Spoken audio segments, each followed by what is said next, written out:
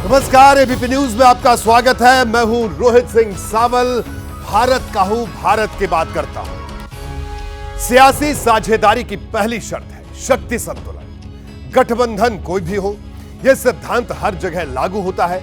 UP में जल्द ही विधानसभा की 10 सीटों पर उपचुनाव होने हैं और इन सीटों पर दावेदारी को लेकर अखिलेश यादव और राहुल गांधी की पार्टी में खींचतान शुरू हो गई है। वजह है सीटों पर दावेदारी को लेकर अपनी अपनी पोजीशनिंग। आखिर क्या है यूपी के लड़कों के बीच सीट का पेच, इस पर दिखाऊंगा मैं आपको आज की बड़ी खबर। भारत की बात में आज खबर बिहार के बाहुबली नेता अनंत सिंह की भी होगी, जिन्हें AK-47 वाले केस में पटना हाईकोर्ट ने बरी कर दिया है। आखिर छोटे सरकार को AK-47 केस से कैसे मिली आजादी, ये विस्तार से बताऊंगा। साथ ही बात VIP पार्टी के नेता मुकेश सहनी की होगी, जो नवरात्र के दौरान मछली खाने के आरोपों को लेकर बीजेपी के निशाने पर थे, लेकिन वो अब अपने मोदी संदेश को लेकर चर्चा में है। भारत की बात में खबर कॉलर ट्यून पर जारी सियासी किचकिच की भी होगी। पीएम मोदी की हर घर तिरंगा फहराने वाली अपील पर कांग्रेस को किस वजह से ऐतराज है, इस पर आपको दिखाएंगे धारदार रिपोर्ट। लेकिन सबसे पहले बात उत्तर प्रदेश की रणभूमि की, जहां इंडिया गठबंधन के भीतर 10 विधानसभा सीटों पर उपचुनाव को लेकर खींचतान शुरू हो गई है। समाजवादी पार्टी के ने इशारों में 6 सीटों पर दावेदारी की, तो कांग्रेस ने सभी 10 सीटों पर चुनाव लड़ने की तैयारी शुरू कर दी है। इसी वजह से पूछा जा रहा है कि क्या यूपी के लड़कों के बीच सीट का पेंच फंसने वाला है।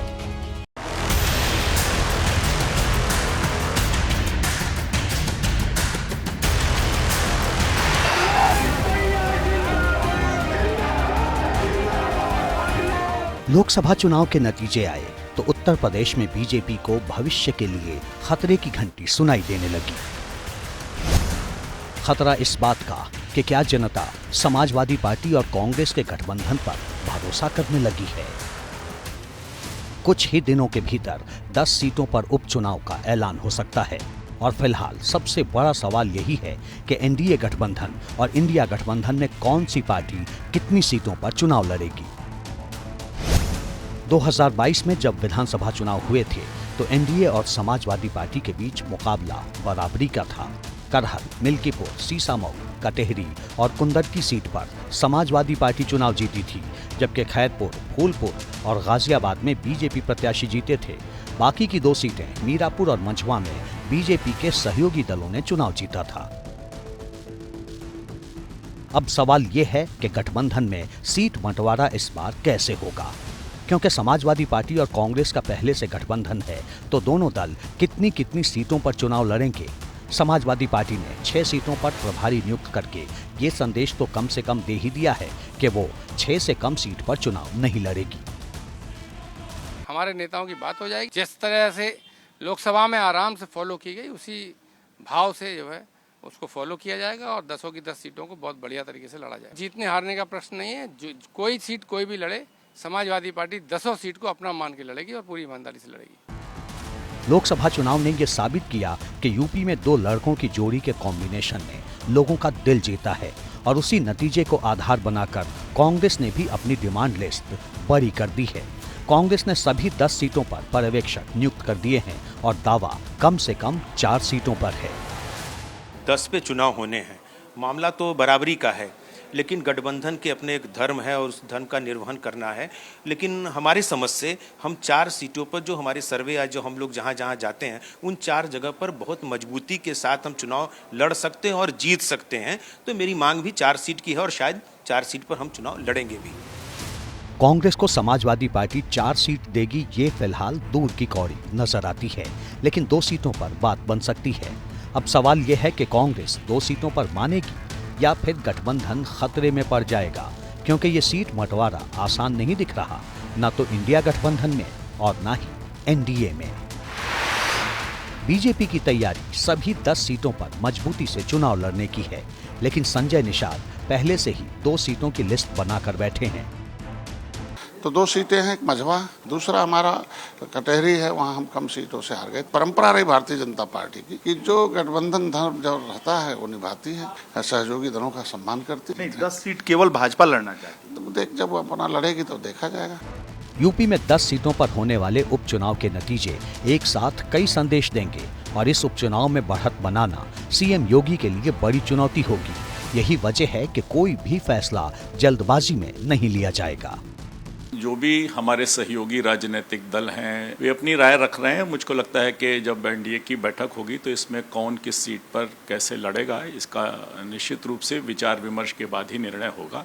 कि निषाद जी शुरू से भारतीय जनता पार्टी के लिए काम कर रहे हैं। मैं समझता हूं कि इस बार के उपचुनाव में भी उनकी ऐसी ही भूमिका रहने वाली है।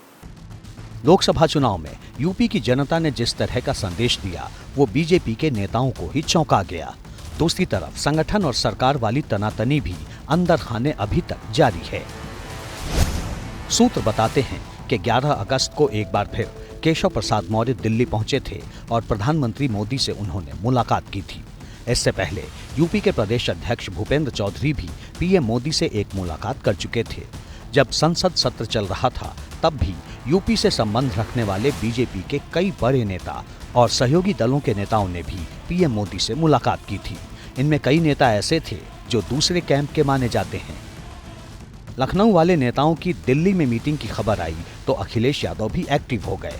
सोशल मीडिया पर लिखा, और आपसी खटपट का क्या, अंदरूनी बात दब गई या दबा दी गई, खत्म हुई रार तकरार या झूठी मुस्कानों से ढकी है दरार, कई हैं सवाल। लड़ाई अभी इशारों में चल रही है, लेकिन जैसे ही उपचुनाव की तारीख तय होगी ये लड़ाई न सिर्फ खुलकर होगी बल्कि दोनों तरफ से तीखे हमले भी होंगे। बिहार के बाहुबली नेता अनंत सिंह AK-47 वाले केस में आज बरी हो गए। उन्हें यह राहत पटना हाईकोर्ट ने दी। इसके साथ ही बुलेट प्रूफ जैकेट रखने के केस में भी उन्हें बरी कर दिया गया। माना जा रहा है कि अब अनंत सिंह 16 अगस्त को बेऊर जेल से बाहर आ सकते हैं। अनंत सिंह पर घर में AK-47 रखने के संगीन आरोप लगे थे। इस केस ने कभी बिहार की राजनीति को गरमा दिया था, लेकिन दोनों मामलों में सबूतों के अभाव में हाईकोर्ट ने उन्हें बरी कर दिया।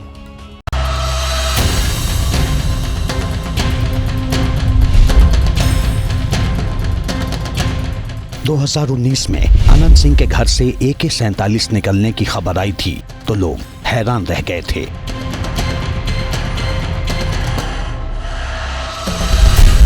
लेकिन उससे बड़ी हैरानी तब हुई जब पटना हाईकोर्ट ने निचली अदालत का फैसला पलटते हुए अनंत को बरी कर दिया। सरकार जिंदाबाद जिंदाबाद जिंदाबाद। बरसों से पटना के बेऊर जेल की रोटी खाते रहे बिहार के बाहुबली नेता और पूर्व विधायक अनंत सिंह बरी हुए तो पत्नी नीलम देवी का विधायक आवास गुलजार हो गया।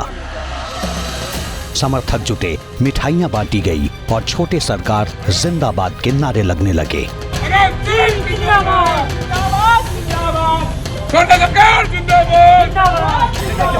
अनंत सिंह और उनके समर्थकों के लिए राहत की ये घड़ी 5 साल के इंतजार के बाद आई है। 2019 में अनंत सिंह के घर से AK-47 rifle, grenade, bullet proof jacket और कारतूस बरामद हुए थे। पुलिस ने इस मामले में अनंत सिंह और उनके करीबी सुनील राम के खिलाफ केस दर्ज किया था।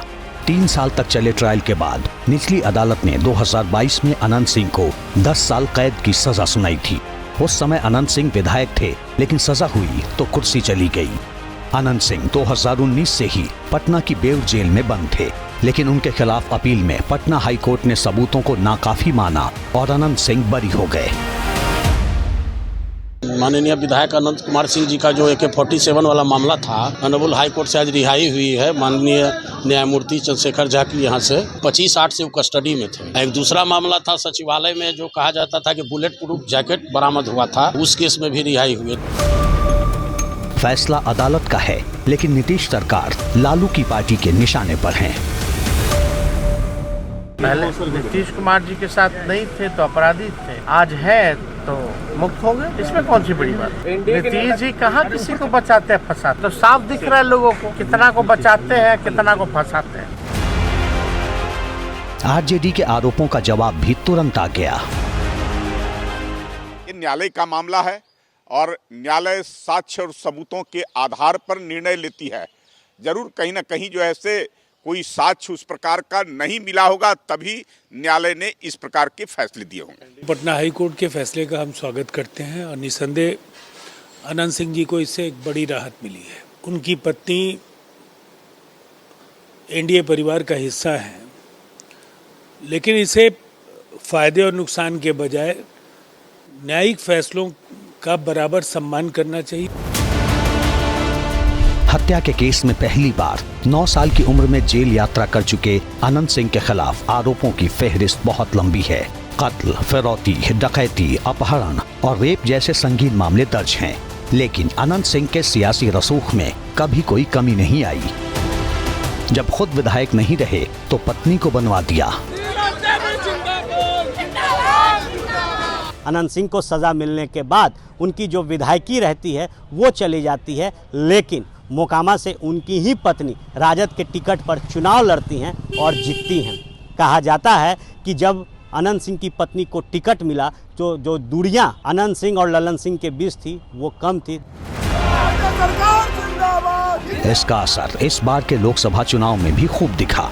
मई में 15 दिन के पैरोल पर जेल से बाहर आए अनंत सिंह ने बाढ़, मोकामा और मुंगेर में ललन सिंह के पक्ष में खामोश लामबंदी की थी और ललन सिंह चुनाव जीत गए। हालांकि अनंत सिंह नीतीश कुमार को क्लीन चिट देकर इससे पहले ही जेल लौट चुके थे। अभी भी आप कहते हैं कि आपको फंसाया गया? कहिए नीपी सिंह फंसाया हमरा, आरपीसी नीपी गया, हमको जानबूझ पतो नहीं कहाँ दोनों चल गया। ये आपराधिक आरोपों की कश्ती में सवार अनंत सिंह की सियासी यात्रा कई मोड़ों से गुजरी है। घोड़ों के शौकीन अनंत सिंह राजनीति की बिसात पर भी शतरंज के घोड़े वाली चाल चलते रहे हैं। अनंत सिंह ने 2005 का विधानसभा चुनाव जेडीयू के टिकट पर लड़ा था। 2010 में भी अनंत सिंह मोकामा से जेडीयू के टिकट पर ही चुनाव जीते। 2015 में निर्दलीय जीते, लेकिन तब आरजेडी के करीब हुआ करते थे। 2020 में आरजेडी के टिकट पर विधानसभा पहुंचे। 2022 में जब खुद नहीं लड़ पाए तो पत्नी को आरजेडी के टिकट पर विधायक बनवा दिया। लेकिन बिहार में अब सत्ता के समीकरण बदल चुके हैं और नीलम देवी अब एनडीए के करीब हैं। कहते हैं कि अनंत सिंह ने बचपन में वैराग्य ले लिया था। साधु बनने के लिए अयोध्या और हरिद्वार के चक्कर भी काटे थे, लेकिन अपराध की दुनिया में नाम बढ़ा तो राजनीति में भी पूछ बढ़ती गई। पिछले 5 साल से जेल में बैठकर सियासी गोटियां चलते रहे अनंत सिंह एक बार फिर नई पारी खेलने को तैयार हैं। लोकसभा चुनाव के दौरान तेजस्वी यादव के साथ वीआईपी पार्टी के मुखिया मुकेश सहनी की सियासी जुगलबंदी को खूब सुर्खियां मिली थी। दोनों की दोस्ती की मिसाल दी जा रही थी, लेकिन अब मुकेश सहनी को लेकर एक बड़ा सवाल उठ रहा है। सवाल यह है कि मुकेश सहनी क्या एक बार फिर एनडीए के पाले में आने वाले हैं? यह सवाल सोशल मीडिया पर उनकी प्रोफाइल इमेज में हुए बदलाव के चलते उठ रहा है।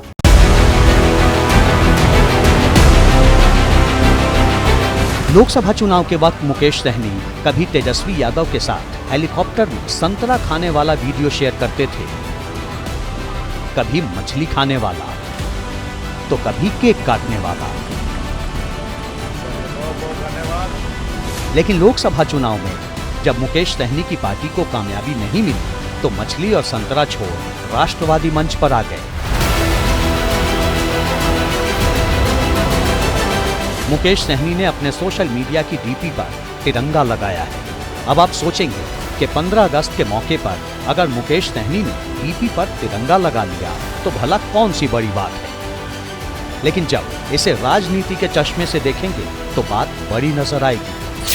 दरअसल बीजेपी ने हर घर तिरंगा अभियान शुरू किया है। पीएम मोदी ने भी अपील की थी कि लोग अपनी डीपी की जगह तिरंगा लगाएं, और अब जब मुकेश सहनी ने प्रोफाइल पिक्चर पर तिरंगा लगाया है तो कई तरह की अटकलें लग रही हैं। उन्होंने कल स्पष्ट कर दिया 2025 का चुनाव हम इंडिया गठबंधन के साथ, महागठबंधन के साथ लड़ेंगे और हमारा लक्ष्य है कि 2025 में तेजस्वी जी को मुख्यमंत्री बनाए। एनडीए खेमे में बेचैनी और बेचैनी में उनको अपने साथ लाना चाहते हैं, लेकिन चाहे जितना भी प्रयास कर ले, मुकेश सहनी जी और तेजस्वी जी का जो अटूट गठजोड़ है उसको ये चाहकर भी अलग नहीं कर सकते। आरजेडी भले ही मुकेश सहनी पर आंखें बंद करके भरोसा करे, लेकिन राजनीति में हालात बदलते देर नहीं लगती। बीजेपी और जेडीयू पलक पावड़े बिछाकर मुकेश सहनी का इंतजार कर रहे हैं। जब एनडीए के साथ थे, स्वयं अपने हार गए थे, उसके बावजूद एनडीए ने उनको विधान परिषद बना करके और मंत्री बनाने का काम किया था। लेकिन महागठबंधन के साथ जाने के बाद जीरो पर आउट हो गए। निर्णय मुकेश सहनी को लेना है कि फायदे के साथ रहना है या नुकसान के साथ। लंबे समय से वो इंडिया ब्लॉक में असहज महसूस कर, आधिकारिक तौर पर तो इसकी पुष्टि करना संभव नहीं जब तक वो खुद अपनी इच्छा जाहिर नहीं करे, लेकिन अगर वो ऐसा फैसला करते हैं तो स्वागत ही होगा। मुकेश सहनी पिछले कुछ दिनों से बेहद खामोश है। न तो सरकार पर कोई तीखी टिप्पणी करते हैं और न ही किसी बड़े मुद्दे को लेकर सवाल उठाते हैं। बीते दिनों जब दरभंगा में उनके पिता की हत्या हुई थी, उसके बाद भी उन्होंने कानून व्यवस्था को लेकर बहुत ज्यादा सवाल नहीं उठाए। वैसे भी मुकेश सहनी एनडीए की सरकार में एक बार मंत्री रह चुके हैं। 2024 में जब सीट बंटवारे पर एनडीए से बात नहीं बनी, तब इंडिया गठबंधन में शामिल हो गए थे। मुकेश सहनी की पार्टी 3 लोकसभा सीटों पर चुनाव लड़ी और तीनों सीटें हार गई। अब बिहार में अगले साल विधानसभा चुनाव है और मुकेश सहनी का अंदाज और इशारा बता रहा है कि उनकी सियासी नाव एक बार फिर पुराने किनारे पर पहुंचने वाली है। वो लोग ऑफर दे रहे हैं, ये सब हमको कुछ नहीं चाहिए। हाँ, अगर कुछ देना है तो निषाद को आरक्षण दीजिए। हमने हाथ में गंगा जल लेके, हमारे लोगों ने हाथ में गंगा जल लेके संकल्प लिया है कि आरक्षण नहीं तो भाजपा से गठबंधन नहीं। उल्टी गिनती जब भारतीय जनता पार्टी का चालू हो गया तो अब क्या उम्मीद करते हैं कि हम उनके साथ जाएंगे। पीएम मोदी की हर मोबाइल पर गूंज रही आवाज ने इन दिनों कांग्रेस को बेचैन कर दिया है। देश भर में इस वक्त हर घर तिरंगा अभियान चल रहा है। इसमें सभी नागरिकों से अपने घर में तिरंगा फहराने की अपील की जा रही है। खुद पीएम मोदी का इससे जुड़ा संदेश हर मोबाइल में गूंज रहा है। लेकिन इस बैक कॉलर ट्यून को कांग्रेस ने सरकारी खर्चे पर अपना प्रचार बताया है। वहीं बीजेपी ने इस पर तीखा पलटवार भी किया। हर घर तिरंगा अभियान तिरंगे की शान में एक यूनिक फेस्टिवल बन चुका है और एक बार फिर देश हर घर तिरंगा अभियान के साथ आजादी का उत्सव हर्षोल्लास के साथ मनाने जा रहा है। देश भर के मोबाइल फोन पर इस वक्त हर कॉल से पहले बजने वाली मोदी ट्यून कांग्रेस को बेचैन कर रही है। हर घर तिरंगा अभियान तिरंगे की शान में। पीएम मोदी 15 अगस्त के जश्न में तिरंगे के साथ भागीदारी करने, तिरंगा फहराने और इसके साथ सेल्फी लेने की आम लोगों से अपील कर रहे हैं। लेकिन हर घर तिरंगा की उनकी अपील वाली ये ट्यून कांग्रेस को रास नहीं आ रही। उसमें पैसे खर्च हुए होंगे, सत्ता के हमारा जो केंद्र का खजाना है भारत सरकार का, वो पैसे गया होगा, तब तो वो भारत सरकार की कोई एजेंसी नहीं है, टेलीकॉम का एजेंसी, कि जिसमें वो मुफ्त के ये कॉलर ट्यून बजा दी जाए और लोग सुने। इसकी तो जांच होनी चाहिए। इसका अधिकार उनको किसने दिया? कोई आदमी अपना फोन में रखता है और उसके लिए पैसा देता है, तो आप इंटरफेयर करके आपका आवाज में कैसे मैसेज डाल सकते हैं? अथॉरिटी का मिसयूज करने वाली बात है। कांग्रेस का आरोप है कि मोदी की अपील दरअसल व्यक्तिगत प्रचार है और ये सही नहीं है, जबकि बीजेपी इस तरह के आरोपों को सियासत करार दे रही है। प्रधानमंत्री जी की लोकप्रियता से, यशस्वीता से तो इनको घृणा थी, कांग्रेसियों को नफरत था, लेकिन आज तो देश से नफरत हो रहा है। दरअसल पीएम मोदी ने हर घर तिरंगा अभियान की चर्चा मन की बात में की थी। 15 अगस्त के साथ एक और अभियान जुड़ गया है, हर घर तिरंगा अभियान। तिरंगे के साथ सेल्फी लेकर सोशल मीडिया पर पोस्ट करने का क्रेज भी दिखता है। ये अभियान नया नहीं है, इसकी शुरुआत 2 साल पहले हुई थी। इस साल 9 से 15 अगस्त तक हर घर तिरंगा अभियान चलाया जा रहा है और इसीलिए हर मोबाइल पर बैक कॉलर ट्यून के रूप में पीएम मोदी की आवाज गूंज रही है। हर घर तिरंगा अभियान तिरंगे की शान में।